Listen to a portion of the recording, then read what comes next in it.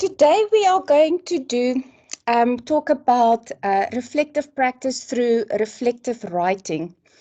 And it's called the Practical Toolkit because I've plagiarized very deliciously from Cambridge University. They've got a practical toolkit on reflective writing that I thought that was really useful and interesting to go through. So I'm going to share what they have put together for their staff and their students as part of the development of their students and faculty. Now I need to see which buttons to use. Oh, there we go. Let's see. Ah, there we go. So, reflection. It's being able to reflect is a valuable skill to have because it helps you to think about your experiences, why things happened the way they did, and how you can improve on these experiences in future. And I think we all have the same understanding of or knowledge or working knowledge of reflection because we've been doing it in our daily lives quite naturally. So why do you think is it important for our students to have the skill of reflection? Please unmute. I can't see the participants, so please unmute and share your ideas. That would be really appreciated. Lizelle, Christine, and I will also let you know if there are any hands up. Thank you so much. Hi, Lizelle. Yes. I think it's important, if I even just look at my own learning, reflection helps them helps with coping and rationalizing through an event, but then also identifying one's own areas needing work and then almost formulating that plan for that self-regulation and growth. Oh, that's great. Yes, so it is having that insight, self-insight, or self-knowledge as to what is working, what is not working, what are the areas that we need to work on. Anybody else that have another viewpoint of why a reflection should be or would be important for our students, or even for us?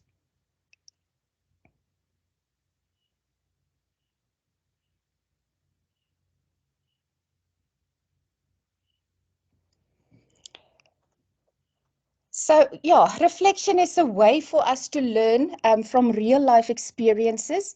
And if we can think about our students are exposed to, we coin the term of authentic learning and authentic assessments and authentic experiences.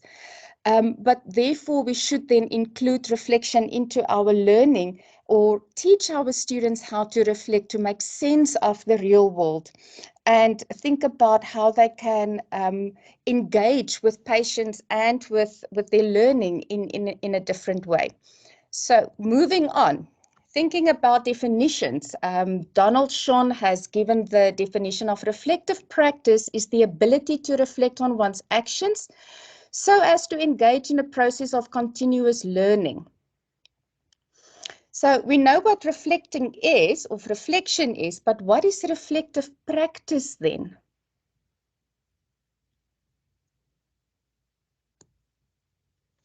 Who's brave enough?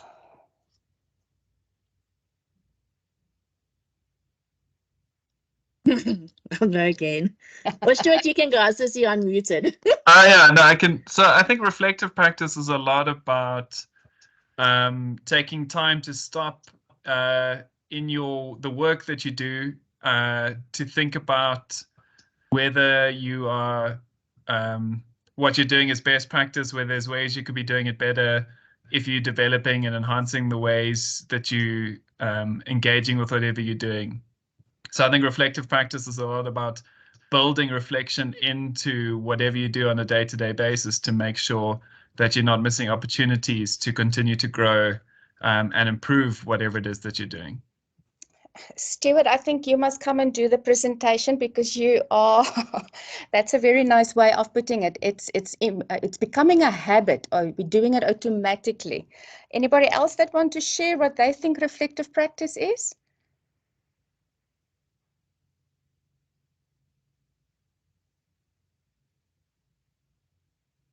So Lizelle, I'll jump in and just say that it links up really nicely with developing a growth mindset. That unless you have this continuous reflection, you can't actually see things as feedback being positive, even when they're saying you didn't do something right.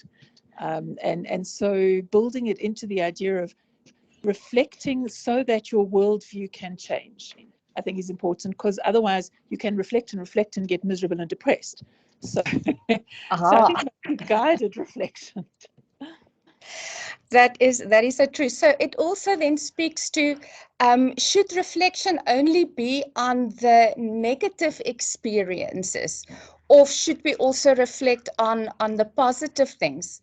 And if you think about your own reflective practices, or when you are reflecting, on what are you reflecting? I can't see the hands, but maybe Shira and Christine can then just take a tally of who is mainly reflecting on negative experiences. So when they are engaging with reflection, they are focusing on negative experiences to make it better. A raise of hands.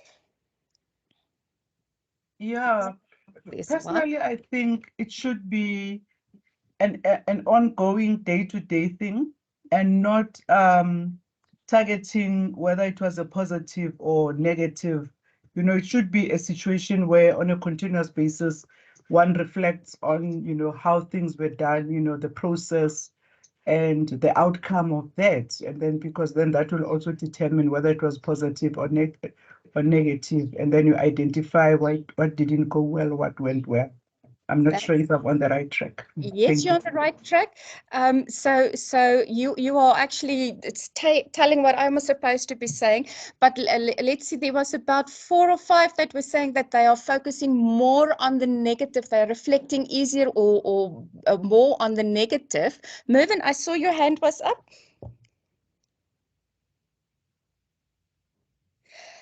Thanks. Yes. I think we must always reflect, and I agree with Emma. We've got to reflect on the positive, because even if we achieve something, there must be a way to do it better, easier, more efficiently.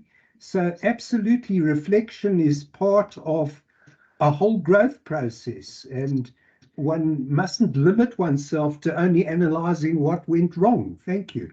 No, that is true. So if we think about how easy it is for us to reflect on the positive, or are we making use of reflecting on the positive just to celebrate? Yes, it went well. How many of you are reflecting on when things went well? I'm the first to admit, to say that I'm just happy that it worked, and I don't actually go back to say why did it work and why was it so successful. So I see there's a few hands that are coming up. Anybody that want to share the experiences of reflecting on the positive? I have one that is a very practical one. So I'm a learning experience designer, so we design some of the nursing degrees, and then they go out and get facilitated by other people. But one of the thing that I find is I only find out when things go wrong. Rarely do facilitators go to their designers and say, you know, this activity that we built with together, this one really worked well and we should do more of them. We usually only find out about the things that go wrong. That go wrong, and that's normally when we are giving feedback, or when we get feedback, is when things went wrong, and then we want a quick solution. Anybody else that want to share on their positive reflections? Why would they reflect, and how do they reflect? For me, when it's something positive, it excites me. So, and then I'm just like, oh my gosh, how can I make more of this, and why? And then how can I share this? It's kind of one of the things that pushed me to want to do the masters, like in the health sciences education, because I'm like, I need to be able to share this, because it's no good I'm not sharing this.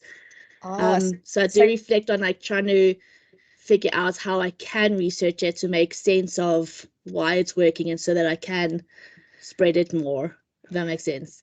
That is actually, it's an internal motivator. So that is very good. I see Emmanuel and Angelique had their hands up as well.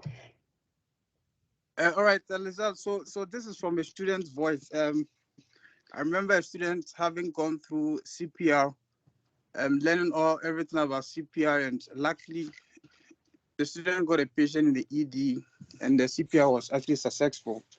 I mean, the student comes to me with all of excitement, sharing the experience. It was exciting. She was able to practice what they taught him, and it was successful. So the eagerness to do it over and over again, always looking out for a patient who needs to, he or she has to jump on the chest to do CPR. So that sort of reflection brought in that mindset, like I'm eager to do more, and because I know the stuff, and I think it was a positive one.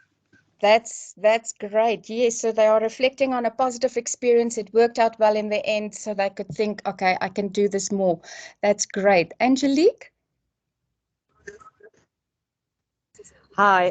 From a lecturer's point of view, a supervisor, I think reflection that's taught me is it's a continuous thing before, during, and after. It doesn't matter in which teaching environment, and both negative and positive has a motivational effect on me, especially when I write it down and I look at it and see how can I improve, what can I do better, and what can I do more of. And yeah, so to me, reflection is continuous all the time, before, during, and after, be it in the clinic, be it perhaps teaching the students, but both motivates me to do better. That's great. Thank you so much. And this leads me into the next slide. So the benefits of reflective practice, and you have by the mentioning the positive, why you would reflect on the positive aspects of the positive experiences, brings in the benefits or highlights the benefits of it's a motivator. It gives us areas to improve on. It helps you to be more creative and trying new things, and it's sparking new ideas or new ways of thinking. And then one that I found quite interesting is that it's human nature, or part of human nature is that we all make assumptions about people and situations. And taking a step back and reflect can help you challenge some of those assumptions to form new perspectives. Now, I don't know how many of us are big enough to say that, yes, I'm reflecting on my preconceived ideas, and I'm willing to challenge my own assumptions and come up with ways of challenging that and getting better ways or new perspectives or new ideas. I see there's a hand up.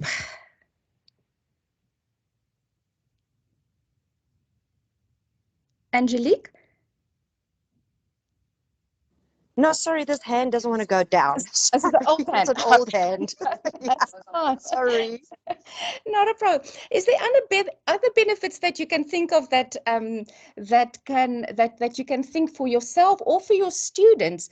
That comes out from having a reflective a habit of reflection in your day-to-day life.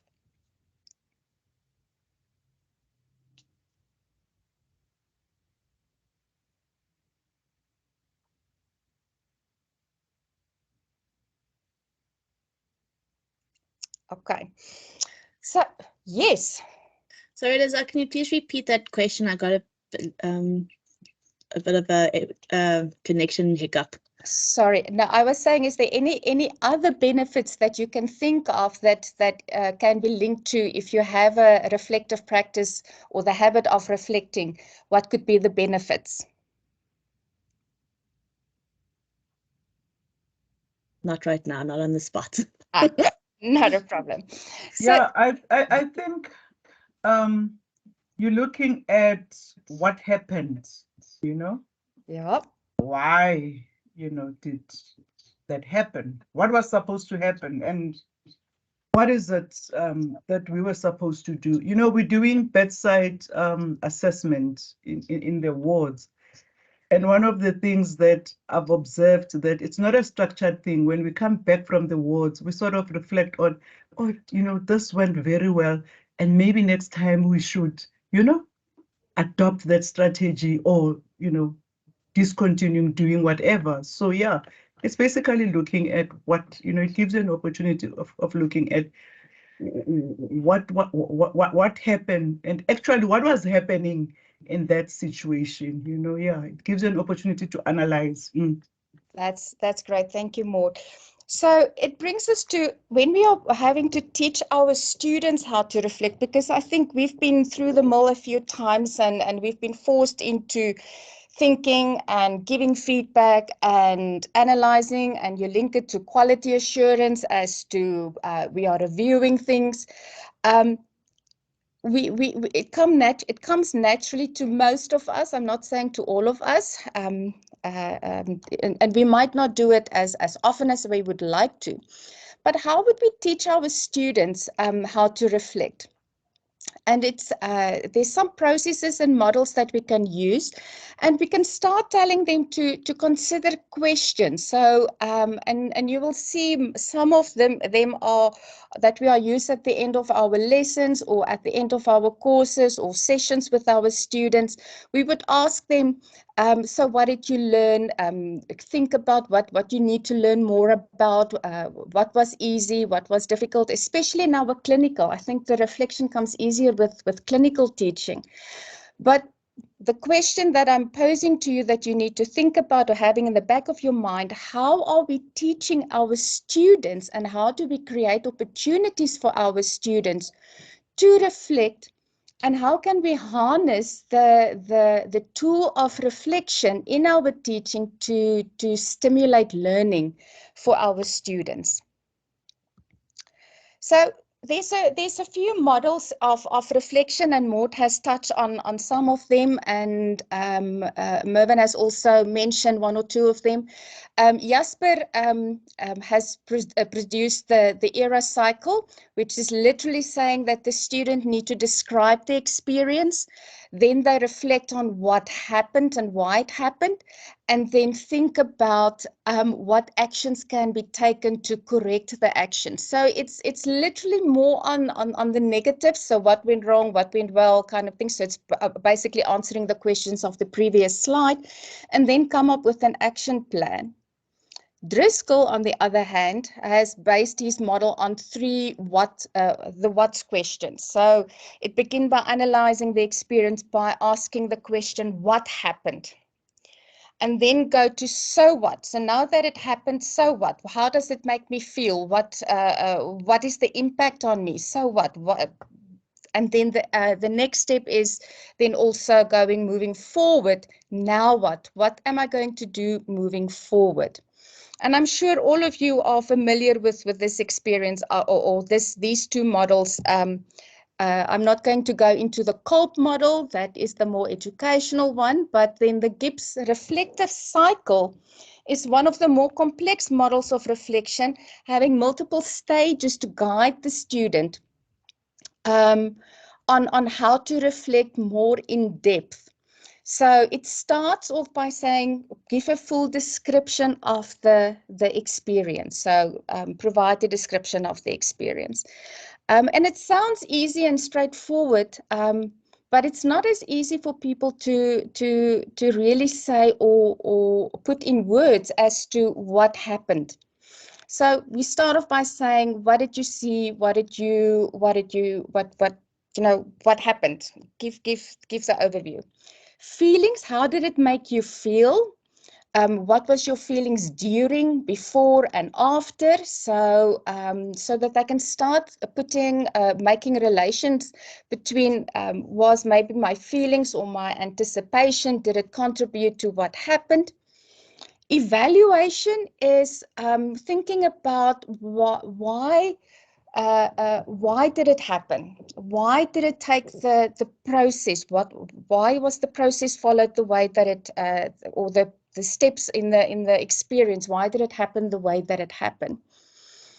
And then we are analyzing our description of what happened. So is there something that we could be doing differently? And then you conclude by saying, okay, these are the things that I need to consider or need to move forward on, and then draw an action plan for the next time that it happens. This is how you can do it differently. I'm sure all of you are familiar with the Gibbs reflective cycle. Any questions? Comments?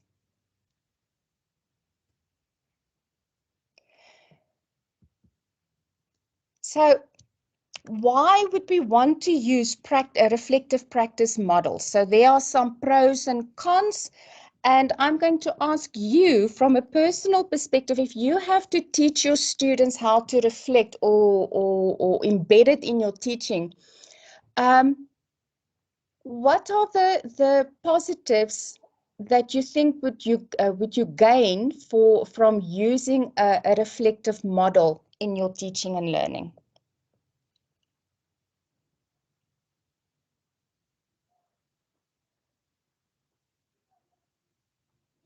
And you can elaborate on or justify some of the pros and the cons that is listed on the screen. So Lizelle, I think for me, often when you say to the students, I need you to reflect now, they often sort of roll their eyes a bit. But if you take them through this process, you don't even let them know that you're going to do a reflective exercise. But if you ask these questions and take them through the process, you can get that really meaningful reflection with a lot more buy-in. If you structure it for the students rather than just saying, you know, I need you to reflect now, because I think they find that quite difficult. Yes, I think that you're touching on some of the cons there, because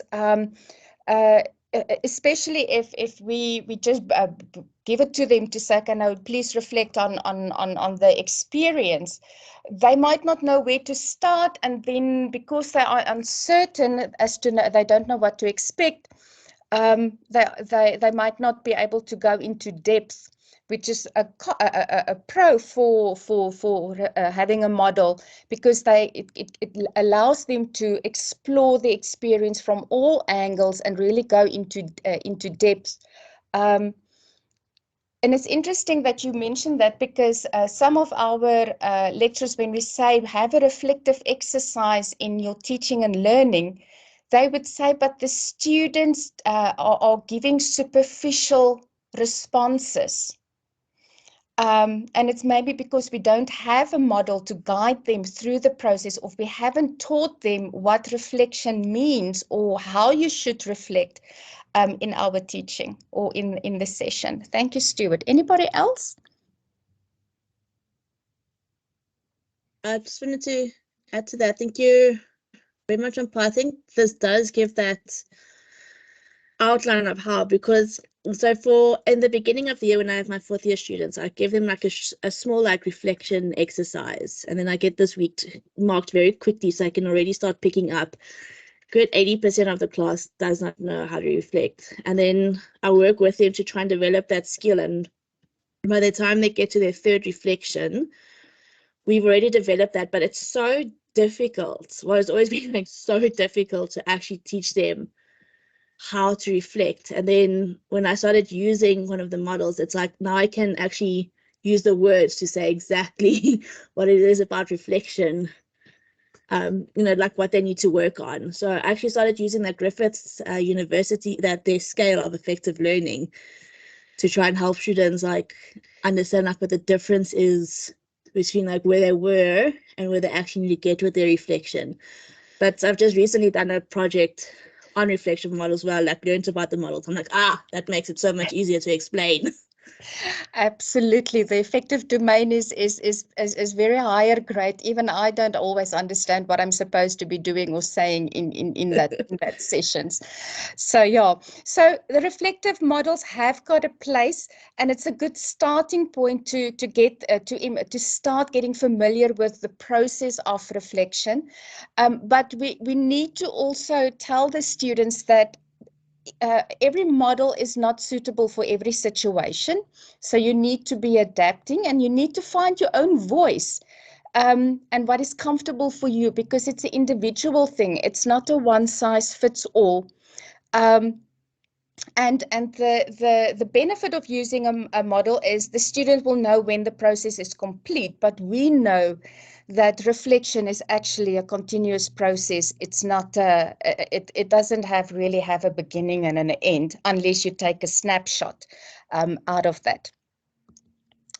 So this brings us to the next point of what are the barriers to reflection, and I'm going to give you some.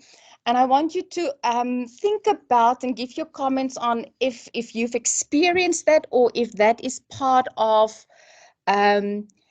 your students that are giving it to you. So the one is there's no time for reflection. You can just raise your hands or a thumbs up and say, okay, yes, so the students are complaining there's no time. And we all know that doing reflection the right way, you need time to think and really unpack what is happening. So we need to set aside time to do reflection or reflect on the experience that we had. Now, this is a contested one, organizational culture. So how do you, and you don't have to answer, but think about your department, your team, the university at large. Do we value the reflective practices in our teaching and learning? And are we open to the idea of embedding it into our teaching and learning, and consider that students can learn through unpacking the experiences that they have? Lack of skill, and we all know that our students don't always know where to start and how to do that. The environment, how can the environment be a barrier to reflection?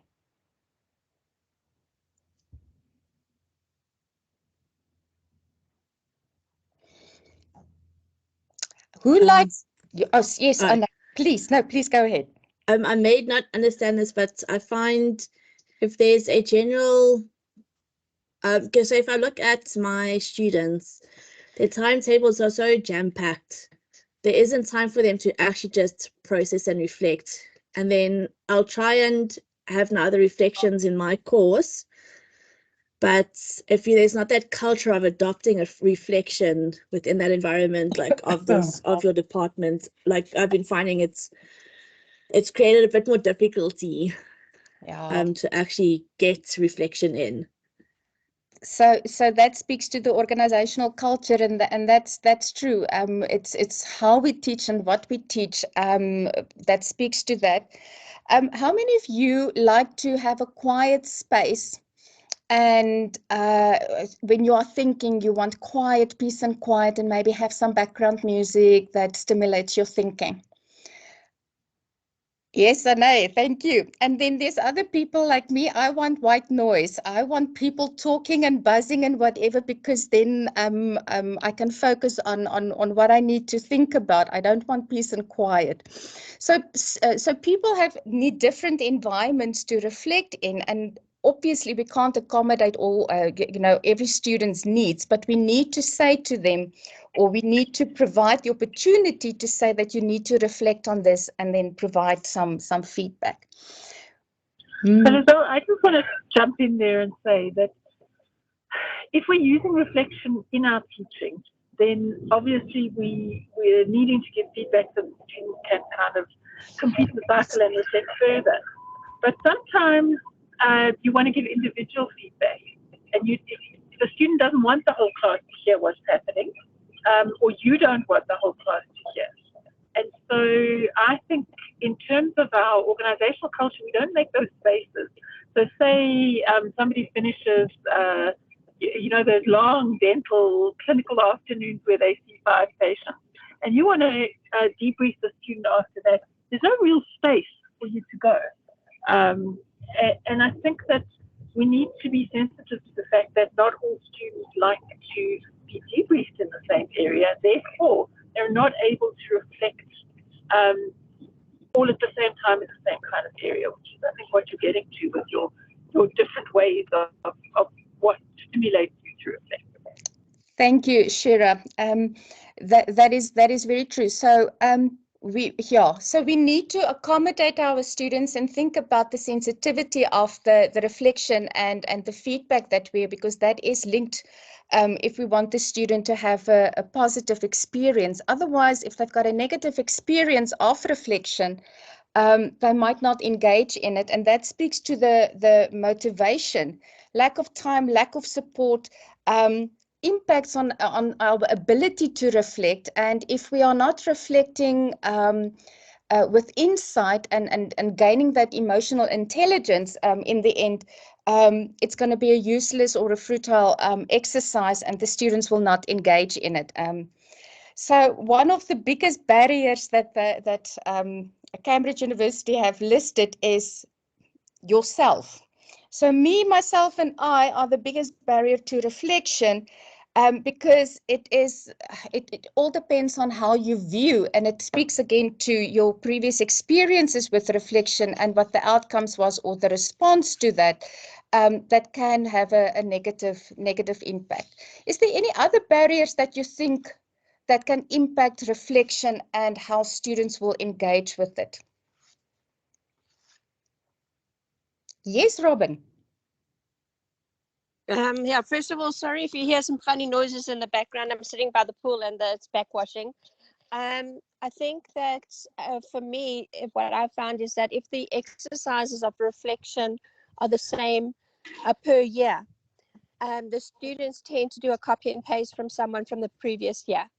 And it really does not help the whole situation of them gaining from the whole experience.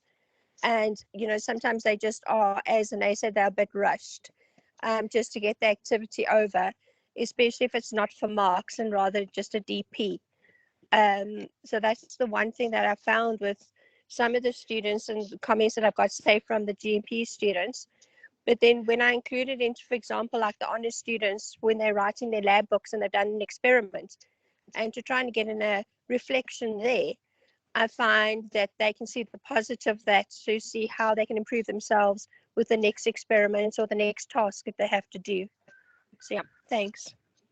So you are highlighting the importance of, and it speaks to how we design our learning and our teaching, is that it has to have a purpose, and it has to be fit for purpose. So you cannot just include a reflection activity for the sake of including a reflection activity, or have a copy and paste if the students don't know what it is that they need to do. So I just need to close the door quickly.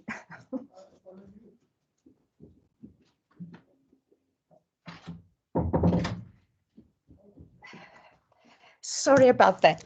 So yeah, there's real issues, or we need to be aware of the barriers. And when we structure a reflection, or when we teach reflection to our students to become reflective practitioners, we need to be aware of this and navigate some of these barriers for them to overcome that. So this brings us to reflective writing. And now we all have, you know, some of us are talking, you know, when we're thinking about it. And it's that's another barrier, is if the thoughts are not dotted down or written down somewhere, then you might not follow up, or you won't take it forward.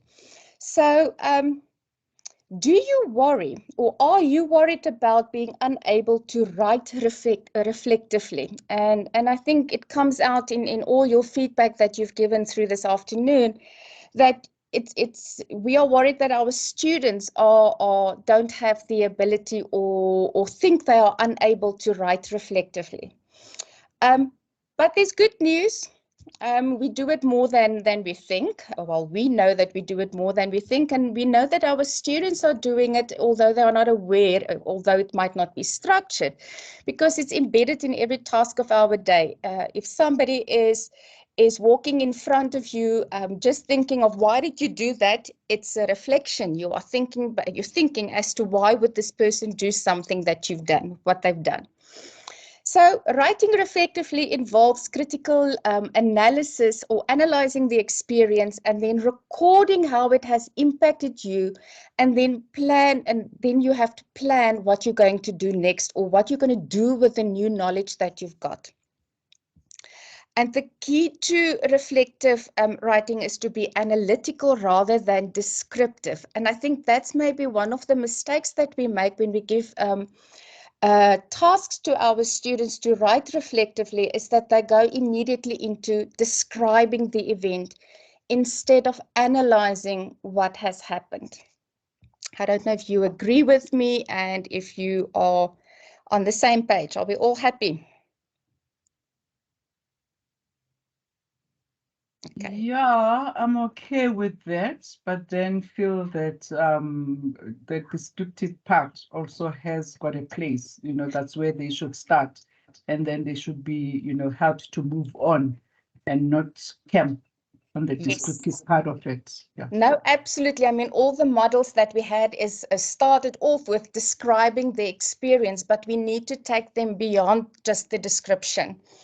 So they are saying reflective writing is written in the first person, so it's how I feel. So, and that validates, it's my feeling, it's my perception, it's my view, it's my experience. It might not be the same for anybody else, but this is how I experience it. And if we can validate how, just underscore that whatever the student is writing, that acknowledge that that is your experience.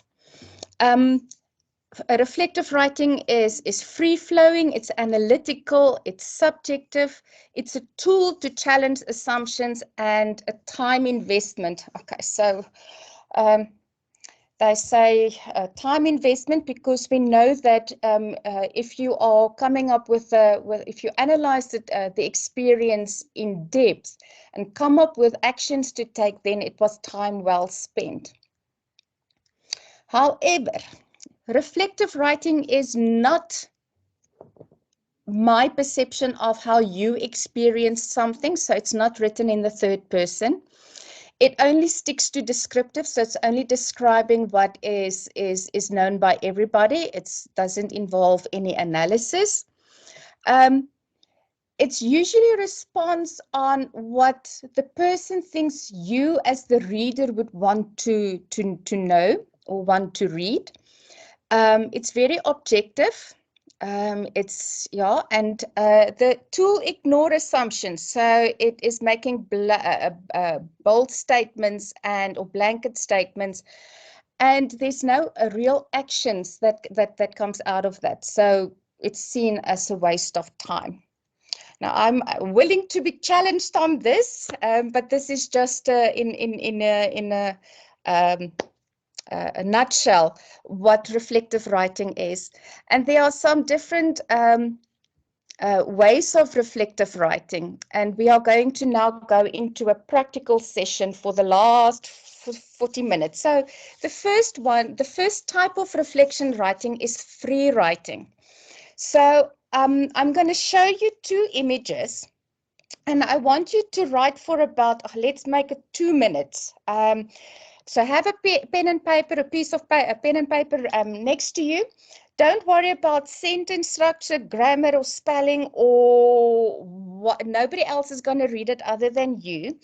And you can use the prompt questions that are next to the images. So choose any one of the images and just write what you see, what you feel, what you experience through these images. So choose one of the images and write.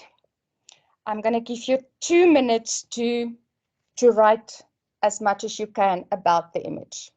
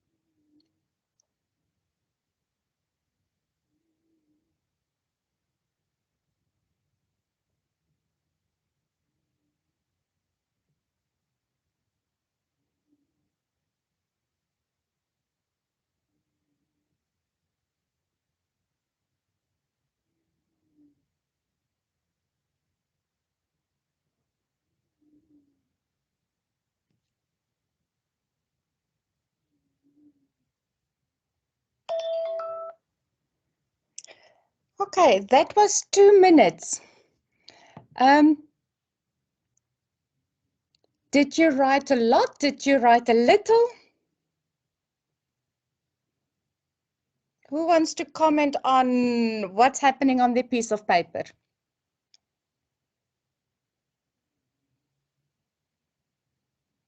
Yes, Mervyn.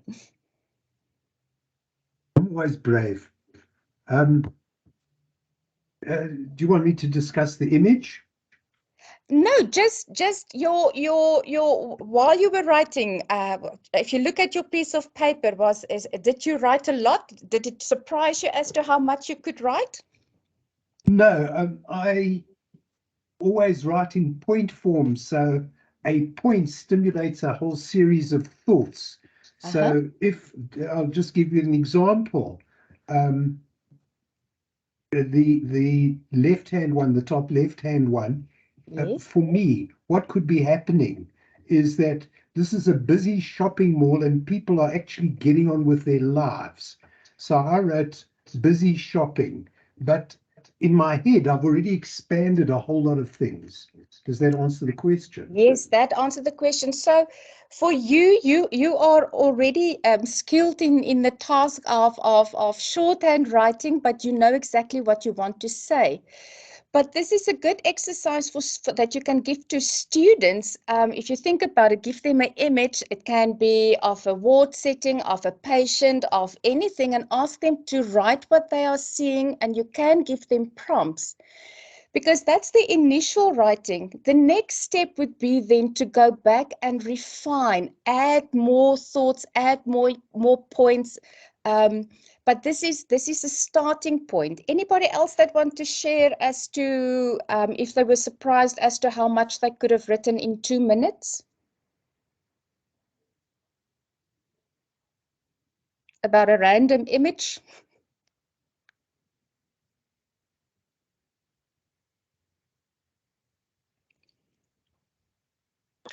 Hi, yeah, so I was actually quite surprised.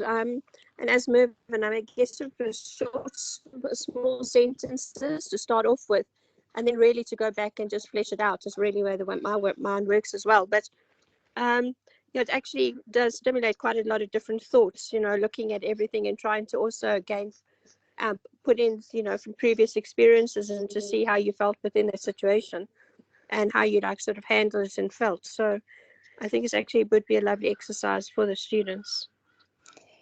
Thank you, Robin. Yeah, and I do apologize for only giving you guys 2 minutes, but you can give them 10 minutes to write, to really engage with it if it's a complex picture.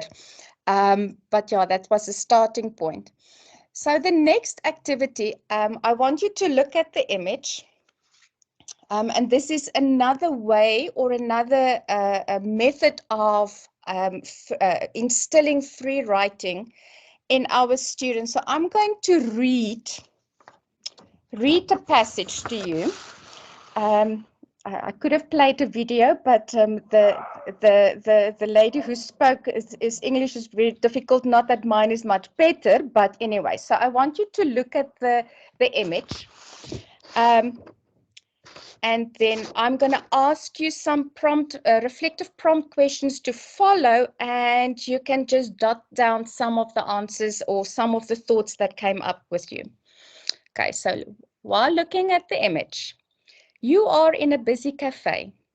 People are sitting at tables, some in groups, but some alone. On your left, a woman sits with her back to you as she checks her phone. Next to her, 2 young men are getting up from a table and start to gather their things. In the back of the cafe, a woman sits alone looking at her phone. Next to her sits a man and a woman. He has his back to you, but is talking to his companion who has her arms folded and looks cross. On your right, a man and a woman sit together smiling as they look at the menu. The cafe is well lit with an industrial feel. It has lots of steel tables and chairs as well as shelves which line the walls. The shelves are covered in cookbooks and cooking equipment. So, thinking about what you've just heard, and the image in front of you, think about what could be happening both to the group and to the individuals. Why do you think this is happening? And what is going on in the wider picture around the people? And what do you think might happen next?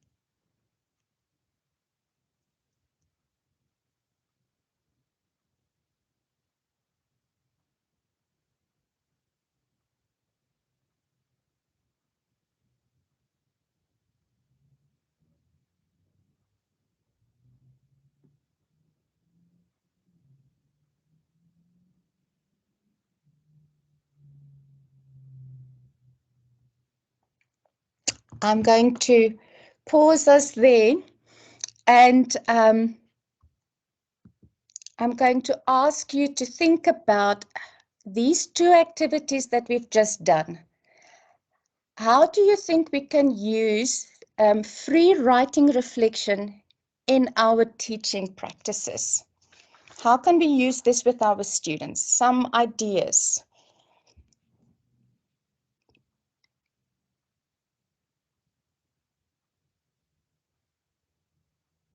Or maybe I should start by asking, do you think this is useful? Can I? Yes, Stuart, please. One of the things is often we're wanting our students to sort of, construct their knowledge and build on what they already know, but they maybe underestimate how much they already know or struggle to access that knowledge. So sometimes if you get them to do a bit of free writing reflection on what they already know, it can help a lot with them then building on that knowledge with whatever you're going to do next. Because I think the students often don't realize how much they already know and how much it actually applies to whatever you're going to be doing in the future.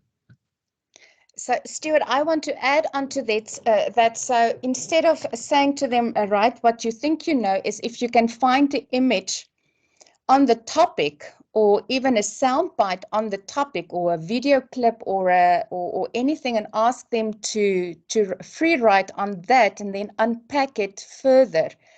Like a think, pair, share. So share it then with a friend and add to the comments and build your knowledge like that. That could be a very nice exercise to get them to realize what they already know.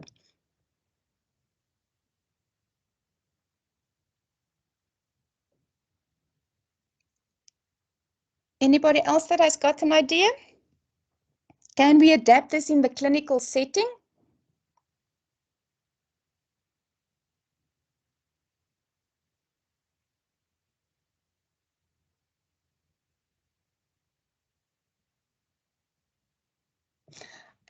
Is everybody still in reflective mode? It's the time of day where everyone's waiting for answers. So I get that sometimes it's good to teach students how to reflect, but sometimes even just a moment of reflection can make a difference. So after a session, you can ask even the 8 students who you're dealing with, what was an aha moment for you in what we've just done? Or what are you still confused about in what we've just done? So it can be a direct question related to the current activity, but it extends them beyond what's in their own head. And also in asking them to share it, it allows them to formulate it a little bit more clearly. And that already then prompts the reflection of where does this fit with what I already know, and how can I take the knowledge forward? So I do think that it's something you can actually use in any circumstance, whether in a huge class or whether in a really small setting. Thank you, Shira, for always bailing us out when we are stuck. But that's good. Yes, using free writing. I was actually quite exciting looking at the images, and my head was spinning. But that's me. But we all need to make sense of how we use it, and is it appropriate and applicable in our settings. Then there's another writing exercise, and we will not go through this, but it is a more formal way, and Shira has touched on this, a more formal way of writing. So it's a reflective writing, and I think we all are using this in some way or form in our current teaching, is where we ask a student to think about an experience or a topic, and think about what they could learn from it. And you can say, looking back at the experience, looking back at the session, reflect on your expectation before, how you approach it, and which parts you found easy or hard. Think about what you learned as a result. And then the last heading is consider how you might use your learning in the future. So that's a more structured and a more formalized reflective writing exercise. So is this the end? This is now me asking you to reflect on what are the key takeaways from the sessions, and if there's any questions, comments, or suggestions. And thank you for practicing reflection with me today. Edgar. Thanks so much. Hi, Lizelle, and thank you. It's a bit of a, I'm fighting with a question in my head, but I'm going to ask it other way because I need help. So and I like how I'm going to sort of what Shira said about how this helps, to make us see where everything fits in with the bigger picture. And it also goes back to what Dr. Pattinson said, that sometimes students don't actually know what they know, or they don't trust in their abilities that much until they actually practice reflective writing, or however you wanna phrase it, and then that helps. And earlier on, one of the attendees mentioned that sometimes the examples they give their students, I think they said they give them the first reflective piece, and then the second reflective piece, then they see how students are then applying reflective writing. Then I'm thinking, in a larger setting, suppose I have a class of 70 students, and this is a good activity to have them practice, and also to look at their learning. A big thing that we do have is students plays, and I'm sorry for saying this, they plays everything with marks, and how's this going to benefit me? And I'm looking at the bigger picture, because if we're dealing with a concept and they reflect on what's been learned and how that fits into the bigger picture, I think reflecting is good for them. But then and it's also beneficial for them. But how do I make it that they don't place marks to it, but they see it as a continuous learning, how this helps them in the current session, and how it then builds into other sessions and into the broader picture of their learning? Sorry, that is a bit of a complex question. And I'm not going to pretend to know the answer to that, but I think if we engage around, if one of the learning outcomes is you have to have the ability to reflect on key topics or key concepts, and you have a structured learning, you make it part as the learning activity. The learning activity is how they will learn is you're not going to present the content in a slide presentation, other than at the end, after the reflection, you might have a discussion on clarifying the misconceptions. So in that session, the learning is based around the reflection, if that makes sense. I don't know if I'm answering your question or giving you ideas, or am I leading you further down the rabbit hole?